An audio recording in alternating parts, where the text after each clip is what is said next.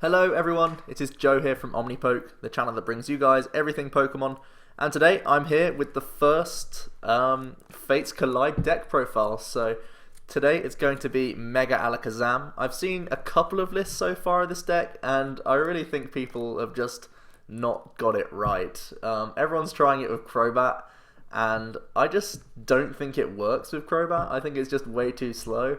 Think about past Mega decks, stuff like Mega Houndoom tried to use bats, Mega Sceptile tried to use bats. It just never really worked out. It's just too clunky to play a Mega Evolution line and bats. So my list is going to be quite drastically different from ones that you've seen most likely before if you've been looking for lists on Alakazam. But I feel like this is probably the correct way to play it.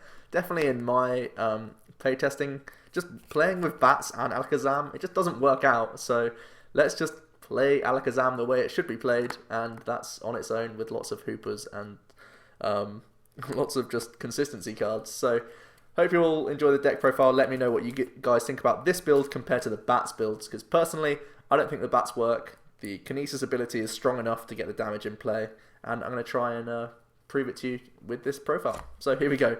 For Alakazam EX, this is of course the new card. It's the deck that we're basically focusing around. He is a 160 HP EX Pokemon, which isn't fantastic. It's on the very low side of EXs, so that's pretty poor. He has an attack and ability, clearly a psychic type. Obviously these are proxied right now, this is before the sets even come out. His ability is Kinesis. When you play Mega Alakazam onto this card, you may put 2 damage counters on your opponent's active Pokemon and 3 to one of their benched Pokemon. So very, very good ability. It's actually a very interesting ability. It's one of the first times we've ever seen, I think it could be the first time we've ever seen the ability on the lower form, when it says when you evolve into the higher form. So what I'm trying to say by that is, most times we see it on the higher evolution card. So for example, the new Servine, let's say you evolve from Snivy into Servine. Servine says when you evolve this Pokemon, do the ability. But here it's actually the lower form that has the ability, so it might cause some interesting rules that you need to look out for. But overall, it does mean that like Silent Lab would shut this off, whereas if the ability was on the Mega, it wouldn't. So bear that in mind. But yeah, Kinesis, 2 damage counters on the active, 3 on the bench. Very, very good. That's 5 snipes for 1 evolution compared to bats, right, which is 5 snipes for 2 evolutions and on separate turns. Here we get 5 counters every time we do a single evolution. Way faster than bats, way stronger than bats. Play these over bats. Don't play them together because it's just too much in one deck. So yeah, very, very strong ability. And his attack is called Suppression. For a Psychic Colorless, we do 3 counters on each of your opponent's Pokemon with any energy attached. This is also okay if we don't have the Mega attacking already. I rarely find myself using this because, spoilers again, you guys are probably going to be mad already. I'm not playing D-Valley in this deck. I'm playing a different stadium to D-Valley. I'm using Mega Turbo for our acceleration. So Suppression is an attack I don't often use because we're normally already a Mega Evolution, but it is an option for us if we're being hit with stuff like Hex Maniac and we need to get that damage on. So Suppression's a decent option for us there. So we are weak to Psychic. This makes us kind of weak to Night March. That's kind of why people are playing Bats as well, so you have non-EX versions to play around it. But I think if you're going to get Hexed, you're going to lose to Night March anyway, so you may as well just play the straight Alakazam build and be more consistent against everything else. So yeah, Kinesis is an amazing ability, and it complements the Mega extremely well. So here is the Mega Evolution. We are playing for Mega Alakazam. We jump up to 210 HP, which is pretty average for a Mega. Again, still pretty much on the low side. And all he has is 1 attack, and that's Zen Force. And it's basically the same as Wobbuffet. It's 10 base damage, but for every counter on your opponent's active Pokemon, we do an additional 30, whereas Wobbuffet would do an additional 10. So this is insane numbers. Let's just think about the maths here. After using 1 Kinesis, there's 2 damage counters already on your opponent's active Pokemon. So you're doing 3, 6, 90 with Zen Force. So 90 plus the 2 damage counters already on them, that's 110. Pretty good stuff there already. If it's a Kinesis plus Lysandre on the thing that had 3 damage counters, 3 counters, then 90 to 100 from the Zen Force, that's 130 with the actual attack. And if we use a second Alakazam, 4 damage counters. So we've done 2 megas in a turn. We're doing 120, 130 with our actual attack, and the 40 already on us, already on them from the Kinesis counters. That's 170. So we need to Mega Evolve twice to get the 1-hit KO on 170 HP Pokemon, and that has to go even higher with Mega Evolutions. If we have 5 counters on our opponent's active Pokemon, we're doing 150, we're doing 160, so that goes to 210. So normally we need 5 counters to deal with a Mega Evolution, which isn't that much at all. Seeing as though 1 Kinesis technically puts 5 counters on the board, we do use stuff like Absol in this deck, which I'll show off in a moment, which means that sometimes it can be only 1 Mega Evolution plus Absol gets us the KO on other Megas. So very, very fast. We have maxing out the lines of the Mega because it's just so important. Like I was saying with the maths, it's so important to hit multiple Mega Evolutions to get these knockouts. So very simple stuff. We're going to try and spam Alakazam as much as possible, get plenty of him into play. 4 obs of both. Next up, 2 Hoopa. The deck is clearly, like every Mega deck plays Hoopa.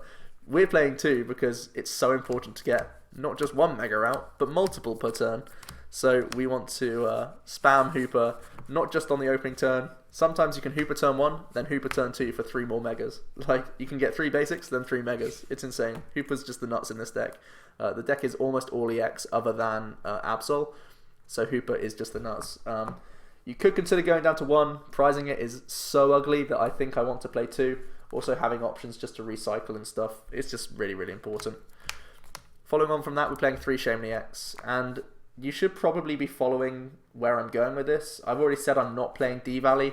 With this many Pokemon and this many EXs, you probably should have figured out that I'm playing Skyfield in this deck. So, playing 3 Shaymin, again, it's a great target with Hoopa.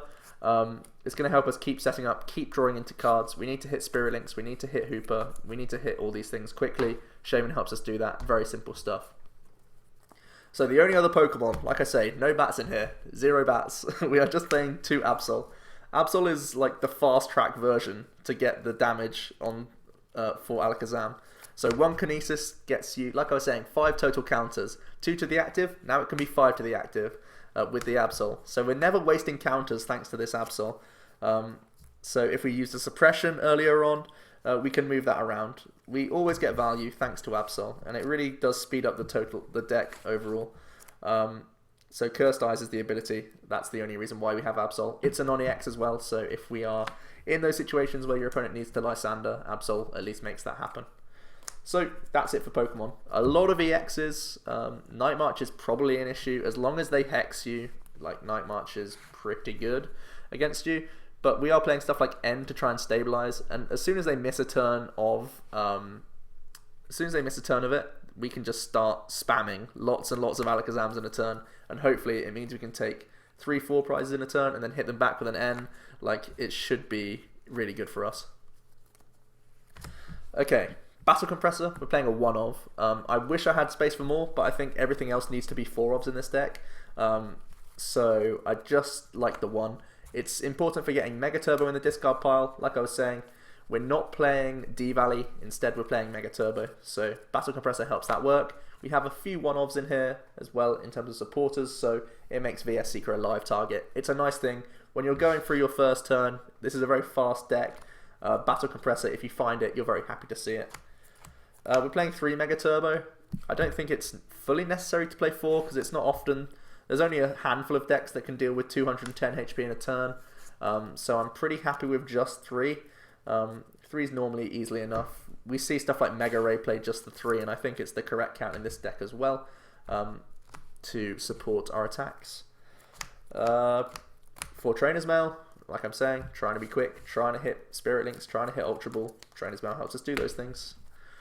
4 Super Scoop Up, another huge factor of the deck. A lot of people are saying Devo Spray. Not too big of a fan of Devo Spray because Super Scoop Up allows us to pick up Spirit Links. This is the biggest factor why it's more important, because Devo Spray, yes, it's guaranteed, but you don't get to pick up Spirit Link, and it's really important to pick up Spirit Link so that you can reattach that and that. and then Mega Evolve, sorry. So you need to hit heads on these, but they're way stronger than just hitting Devo Spray, because Devo Spray is only like part of the combo, because it's not like you're gonna Devo Spray then Mega and end your turn. You need to finish off with the Zen Force attacks, so it has to be Super Scoop Up in my opinion. Also, Super Scoop Up is more versatile than Devo Spray in the list, because we can pick up Shaymin, we can pick up Hoopa, we can even pick up Absol. Everything works off of Super Scoop Up. Every single target is influential for you, so Super Scoop Up is an absolutely insane card in this deck. For VS Seeker, we have one-offs. We want to use them as many times as possible. VS Seeker, pretty standard stuff. For Ultra Ball, it's insane value with Hoopa. We play 2 Hoopa, so even our second Ultra Ball is immense value. Helps us discard energy as well. We only have 1 Battle Compressor in the deck, so Ultra Ball will often be getting rid of basic Psychics in the process. For Spirit Link, these are Mewtwo Spirit Links, but take no notice. I couldn't be bothered to proxy Spirit Links. We all know what they do. A full 4 count to augment the 4 count of Alakazam. It's our only way of getting damage, so pretty simple. We just need to hit Alakazams. I don't know how else to put it. We need to have 4 of these. It also means that we can like AZ up Alakazams. We don't mind losing a Spirit Link because we just have the highest count possible. Yeah, for Spirit Link. On to supporters. 1 AZ. Like I was saying, it works on every single card in this deck. So yeah, really good card. It's also an actual switch card. We don't have any guaranteed switch. We are relying on 4 Super Scoop Ups. So AZ is our guaranteed switching card, and it works under item lock as well. 1 Hex Maniac. We are very ability focused ourselves, but there's other ability based decks that can be a pain for us. We need to get around Carbink, which is important as well, because otherwise we have to commit so many Alakazam drops just to deal with a Carbink. Instead, we're just going to Hex Maniac through that thing for certain. Also, Giratina, we need to Hex Maniac through that, and stuff like Greninja, we want to slow them down. It's not the easiest matchup, Greninja, because they have rough seas, so we have to be very careful about our placements and have to get multiple in turns most of the time. So Hex Maniac's important for slowing them down, slowing down the output that they can dish out to us. 1 Lysandre, helping us deal with lower HP stuff. When we're running out of snipes, it's kind of important so that just 1 Kinesis puts those 2 counters on, so we can deal with the lower HP stuff a lot easier. Pretty simple. 1 Skyla. Skyla is like your 5th Ultra Ball in the opening turns because it gets you into a Hoopa. So now you have 2 physical Hoopa, 4 Ultra Ball, 1 Skyla. So you have a lot of physical outs into Ultra Ball. Ultra Ball is the nuts because you want to hit Hoopa. Pretty simple. Skyla helps us do that. And then in other turns it gets Spirit Link, it gets Super Scoop Up, it gets a bunch of different things. So it's always helpful to see Skyla around. I really like this supporter in here. 2 N. N is our only real defense against Night March, I'd like to say. Like, there'll be turns where Night March just doesn't have Hex Maniac. They need to set up. In opening turns, it's difficult for them to Hex and get enough Night Marches in the discard pile a lot of the time. But if they don't Hex us, if they do Hex us, we're already way on the back foot. We lose 2 prizes. We've still done no damage to them. We need to N to stabilize. N is the only way we can stabilize, so we need to play a couple of these. Also, it's just shuffle draw compared to discard draw, so we keep our Megas, we keep our Spirit Links if we don't have them just yet, if we haven't found Hoopa, basically. So N's super important there. Finally, 3 Sycamore. It's a very low total count of draw supporters. I kind of count Skyla as a draw supporter because of Shaymin, but we have N and Sycamore, so it's a low total supporter count. And that's because we're relying so heavily on Hoopa and Shaymin EX to draw cards that I don't feel like we really need too many. The only real punishes is stuff like Wobbuffet or Silent Lab. Those are the biggest headaches for us, but they're not too common right now. So Sycamore, very helpful for drawing cards. I don't feel like we need a 4 count because it starts clogging the hand size. It means we slow down our opening turns where we can mill through a lot of the deck because we just draw into so many supporters at once. So keeping the count relatively low, but still high enough to, get value out of Sycamore. Like I was saying throughout the video, no D-Valley. I wasn't joking. We are playing 3 Skyfield. it means that we can literally have 4 Alakazam, 2 Hoopa, Shaymin's on the bench, and just get everything done. Skyfield's super important. I don't see the deck working without Skyfield. Honestly, I've tried it with D-Valley and Bats. Like, how do you have the bench space to play this deck and play down Shaymin? You simply don't. Just think a minute about bench space. It just does not work. So if you built this with D-Valley, I'm sorry, I think you've done it wrong. You can happily slate me in the comments below. I think that you need to play Skyfield and Mega Turbo. It makes you slightly weaker against stuff like Toad, but I don't see Toad surviving too well in the upcoming format. I know that's a really dangerous thing to say. Toad has always adapted and survived, but with some powerful grass types like Serperior coming out, and Carbink is really good for stopping energy denial. That's like the biggest way Toad wins games. People can just tech in Carbink so Toad can't win. So I think this deck doesn't need to worry too much about Seismitoad. So D-Valley is one of the main reasons, like Toad is one of the main reasons I'd want to play D-Valley over Skyfield, but we don't have to worry about Toad too much in my opinion. I could very much be wrong about that, but at the very least I'm correct about needing Skyfield for a full bench, and it's just so much more consistent having Hoopa in the deck. Like, you really can't argue that it gets you multiple Zams, it gets you multiple Megas, and that's how we win games compared to getting Bats. It's just a no-brainer in my opinion. I'm really surprised that people have been playing the Bats builds or showing off the Bats builds. Of course, when only testing will tell, and I'm pretty sure people will start diverting down my method. So, 2 Mystery Energy. Alakazam itself has a 2 retreat cost. The Mega has just a 1. But also we can put this on Hoopa if Hoopa's Lysandre stalled. So that's a good card. I really like Mystery Energy. I don't think I'd play more than this because there is still Special Energy hate. And it kind of sucks when we lose Special Energies to stuff like Enhanced Hammer and Zerosix. So don't want to play more than those, but it does offer some good options. Finally, 7 Energy. 7 basics, so a total of 9. These are the ones that we can recycle with Mega Turbo, the ones we're happy to discard with Ultra Balls, and as well, you know, most of the time they're just going to be used to attack. So very simple stuff. 9 total energy I think is pretty correct for this deck. I've seen it lower, but those are in decks where they play D-Valley, of course, so I think 9 with the recycle of Mega Turbo is probably correct. So there is Alakazam, guys. I think it's actually a really good deck. It runs very smoothly with these Hoopas. It's a very, very crafty deck. You can do some really awesome plays, and I always loved Wobbats back in the day, so seeing this so super powerful just really makes me excited. It does struggle against Night March, that's, you know, undeniable, but against stuff like Zygarde decks it's pretty strong. Against other decks you just have super scoop up, so you can tank with this 210 HP, just scoop up, attach, Mega Turbo, you're ready to go again.